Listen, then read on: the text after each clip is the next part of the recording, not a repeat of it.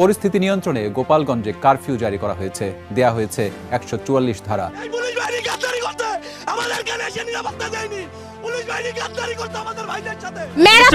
ম্যারাথনের দৌড়ের মতো তারা দৌড় দিছে।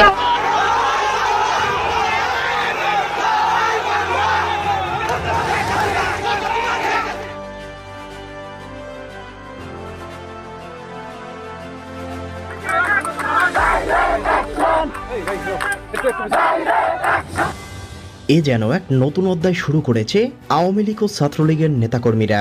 গোপালগঞ্জের রাজপথ রণক্ষেত্রে পরিণত হয়েছে। আইন শৃঙ্খলা রক্ষাকারী বাহিনী 144 ধারা জারি করেছে, তবুও পিছপা হাটেনি বাংলাদেশ নিষিদ্ধ সংগঠন ছাত্রলীগ। জয় বাংলা জয় বঙ্গবন্ধু স্লোগানে উত্তাল রাজপথ। এনসিপির সমাবেশ ভেঙে চুরমার। গণদোলাই খেয়ে সেনাবাহিনীর নিরাপত্তায় ঢাকা ফিরল নাহিদ, সাজিদ, হাসানাত সহ অন্যান্য এনসিপির নেতাকর্মীরা। এ বিষয়ে বিস্তারিত জানতে সম্পূর্ণ ভিডিওটি দেখতে থাকুন। বলছিলাম, গোপালগঞ্জে যে সংঘর্ষের ঘটনা ঘটলো এবং এখনো ঘটছে, তার পরিপ্রেক্ষিতে সারা বাংলাদেশে এনসিপি মানে বাংলাদেশ ব্লকেটের ঘোষণা দিয়েছে।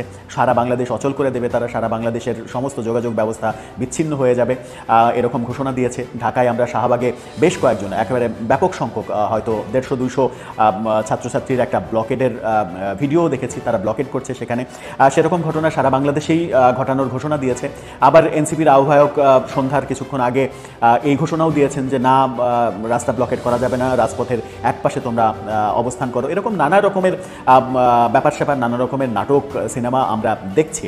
কিন্তু এই যে নাটক সিনেমা, এই কারণেই বলছি যে গোপালগঞ্জের এই ঘটনাটাকে আমার কাছে মনে হয় যে একটা সাজানো নাটক। এই নাটকটা তৈরি করা হয়েছে, এই নাটকের মঞ্চটা তৈরি করা হয়েছে, এই নাটকের ক্ষেত্রটা তৈরি করা হয়েছে। কিভাবে ক্ষেত্রটা তৈরি করা হয়েছে এবং এর জন্য লাভবান হলো কারা, কারা ক্ষতিগ্রস্ত হলো, সেটা একটা বড় ব্যাপার। আমার মনে হয়েছে ক্ষতিগ্রস্ত হওয়ার দিক থেকে এই নাটক যারা মঞ্চস্থ করেছে বলে অভিযোগ উঠছে, ঢাকা বিশ্ববিদ্যালয়ের আইন বিভাগের অধ্যাপক তিনি হাফিজুর রহমান কার্জন, তিনি অভিযোগ করেছেন যে এটা একটা এই উত্তেজনা তৈরি করা এবং এই উত্তেজনা থেকে একটা ফসল ঘরে আনার চেষ্টা করেছিল এনসিপি। কারণ হিসেবে সামনে আসছে সেটা হচ্ছে যে সারা দেশে তারা পদযাত্রা করলো, কিন্তু গোপালগঞ্জের বেলাতে এসে তারা আলাদাভাবে ঘোষণা দিল মার্চ টু গোপালগঞ্জ, অর্থাৎ গোপালগঞ্জকে উস্কানি দেওয়ার চেষ্টা করলো। এবং গোপালগঞ্জে আসার 1-2 দিন আগে থেকেই এই উস্কানি কর্মকাণ্ডগুলো চলছে। আরও আগে থেকে উস্কানি কর্মকাণ্ড এরকম চলছে যে টুঙ্গিপাড়ায় বঙ্গবন্ধুর সমাধিতে আক্রমণ করা হবে, সমাধি গুড়িয়ে দেওয়া হবে। এর আগে থেকেই প্রবাসী এক পীর তো অনেক আগেই ঘোষণা দিয়ে দিয়েছিলেন যে টুঙ্গিপাড়ার মাজার উড়িয়ে দেওয়া হবে, 32-এর মতো গুড়িয়ে দেওয়া হবে। এরকম উস্কানি কিন্তু গোপালগঞ্জবাসীর জন্য ছিল।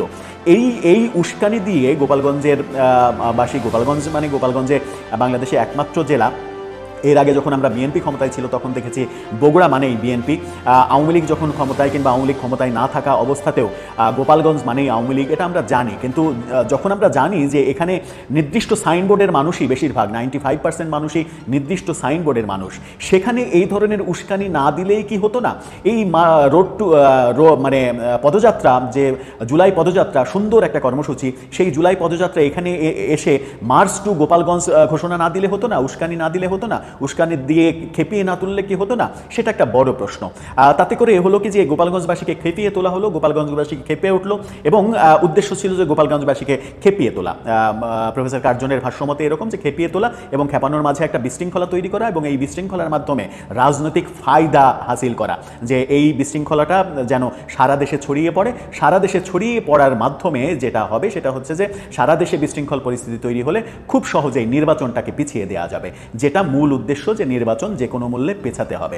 এবং কার্জন এই কথাও বলেছেন যে এই কর্মকাণ্ডের পেছনে সরকারেরও পৃষ্ঠপোষকতা রয়েছে, সরকারও চায় নির্বাচন কর্মকাণ্ড পিছিয়ে দিতে। সেই কারণেই এখানে একটা বড় ধরনের গ্যাঞ্জাম আসলে এনসিপি প্রত্যাশা করছিল। কিন্তু সেই প্রত্যাশিত যে ব্যাপারটা, তাতে ক্ষতিটা হলো কার? রাজনৈতিকভাবে এনসিপির কি ক্ষতি হলো না? আমরা দেখলাম যে ভাষণ, যে মঞ্চে তারা ভাষণ দিলেন, নাহিদ ইসলাম ভাষণ দিচ্ছেন, আমি নিশ্চিত, আমি জানি আপনারা দূর থেকে হলেও আমার কথা শুনছেন, মাইকে বলছেন। তার মানে হচ্ছে যে তার সামনে দর্শক সারিতে কোনো লোক নেই। গণমাধ্যম যে ক্যামেরা ধরে আছে, গণমাধ্যম কিন্তু মঞ্চের দিকে ক্যামেরা ধরে আছে, দর্শক সারিতে ক্যামেরা ধরে নেই। তার মানে দর্শক সারি শূন্য, ফাঁকা দর্শক সারিতে তিনি কথা বলছেন। তার মানে হচ্ছে যে গোপালগঞ্জে তারা লোক সমাগম করতে ব্যর্থ হয়েছে। আবার সার্জিস আলম বলছেন, যদি এখান থেকে বেঁচে ফিরি তাহলে মুজিববাদের কবর রচনা করেই ফিরব। আপনি তো নিশ্চিত বেঁচে ফিরেছেন এবং আমরা দেখলাম যে সেনাবাহিনীর যে এপিসি আর্মার্ড পার্সোনাল ক্যারিয়ার, আমরা মোটামুটি ট্যাঙ্কের আদলে একটা যানবাহন, যেখানে ভেতরে ঢুকে গেলে মোটামুটি নিশ্চিত যে কেউ বোমা মেরেও আপনাকে মেরে ফেলতে পারবে না, সেরকম দুটি যানবাহনে সার্জিস, হাসনাত এবং আক্তারদের সরিয়ে নিতে দেখা গেল সেনাবাহিনীকে। সেরকম নিরাপদ যানবাহনে আপনাদেরকে সরিয়ে নেওয়া হয়েছে, তার মানে আপনারা নিরাপদে ফিরেছেন। কিন্তু মুজিববাদের কবর কি হয়েছে? মুজিববাদের কবর রচনা করা কি করা সম্ভব? কিংবা এই যে কবর রচনা করতে চাওয়া, এটা কি এক ধরনের মানে ফ্যাসিজম নয়? এই প্রশ্নও করেছেন হাফিজুর রহমান কার্জন। তিনি প্রশ্ন করেছেন যে কোনো বাদের, মুজিববাদ কিংবা জিয়াবাদ, এই বাদের কবর রচনা করতে যাওয়া এটা এক ধরনের ফ্যাসিজম। যে ফ্যাসিজমের কারণে আমরা শেখ হাসিনা সরকারকে বিদায় করেছি, যে শেখ হাসিনা সরকার ফ্যাসিস্ট হয়ে উঠেছিল, সেই ফ্যাসিস্ট আচরণ যদি তারা করে, এক ধরনের উশৃঙ্খল আচরণ, প্রতিনিয়ত হুমকি দেওয়ার মতো আচরণ, এই কাজগুলো যদি করে, তাহলে পরিস্থিতি কখনোই নিয়ন্ত্রণে আসবে না, পরিস্থিতি নিয়ন্ত্রণের বাইরে যাবে। আরেকটা ব্যাপার, সেটা হচ্ছে যে বাংলাদেশের সবখানে, বাংলাদেশের 64টা জেলাতেই আপনার দখলদারিত্ব কেন থাকতে হবে? কেন আপনার 64 জেলাতেই একচ্ছত্র আধিপত্য থাকতে হবে? এটা তো ফ্যাসিজমের লক্ষণ, এটা তো ফ্যাসিস্টের লক্ষণ।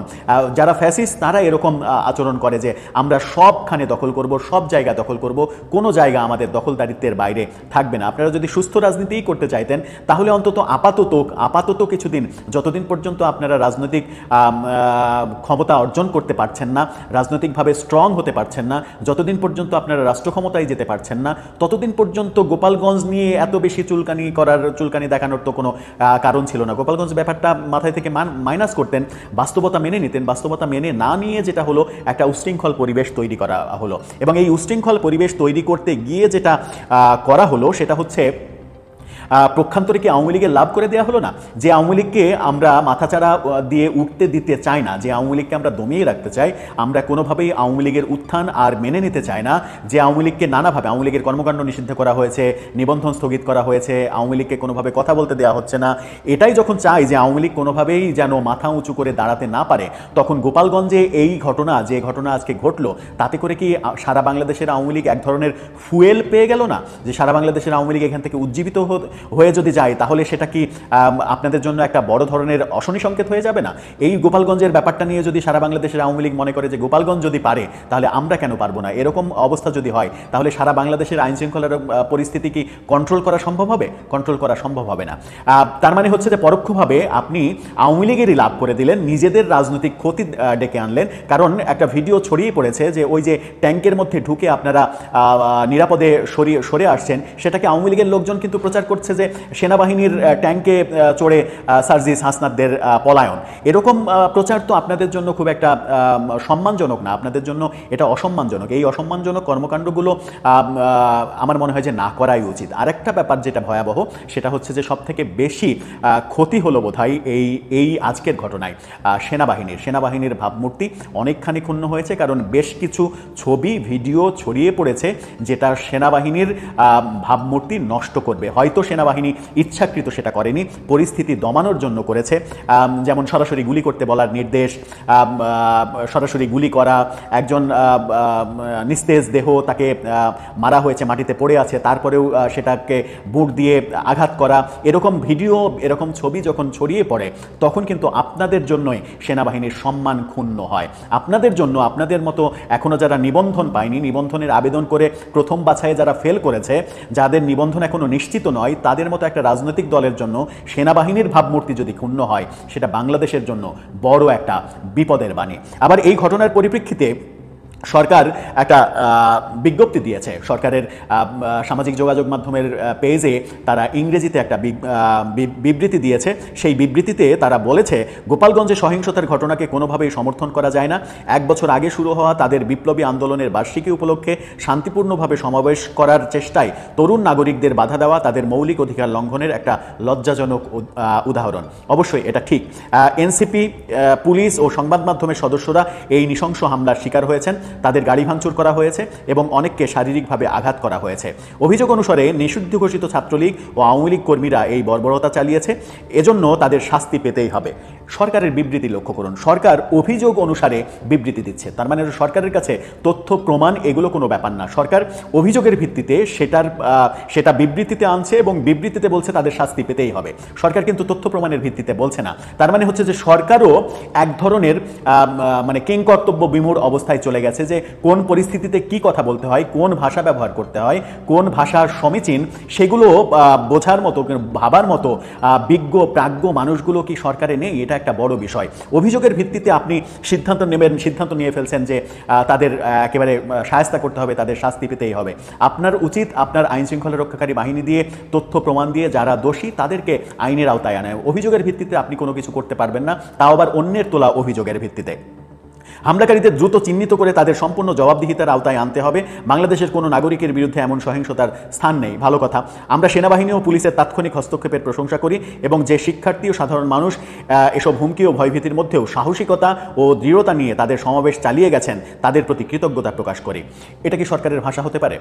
মানে সমাবেশ যারা চালিয়ে গেছেন তাদের প্রতি কৃতজ্ঞতা চালাচ্ছেন। সমাবেশটা কি সরকারের? সমাবেশটা তো একটা রাজনৈতিক দলের। সমাবেশটা একটা রাজনৈতিক দল তাদের রাজনীতির প্রচার করছে।